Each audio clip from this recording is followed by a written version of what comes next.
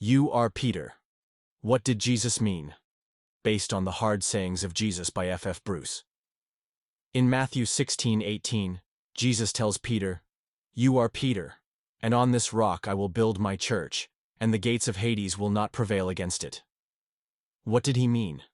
This has been one of Jesus' hardest sayings because it's been used for centuries to argue for the supremacy of the Roman Church and the papacy. But if we let the text speak for itself, it becomes clearer.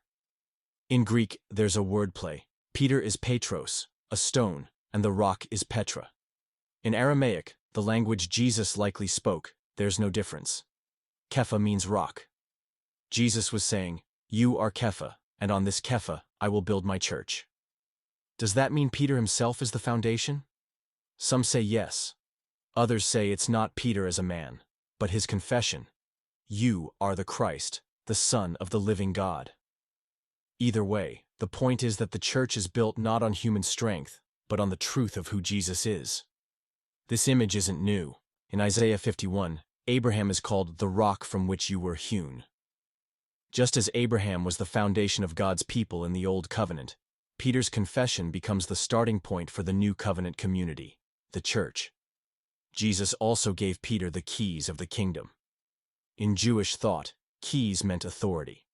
In Acts, Peter used them at Pentecost, opening the gospel to the Jews, and later in Acts 10 to the Gentiles.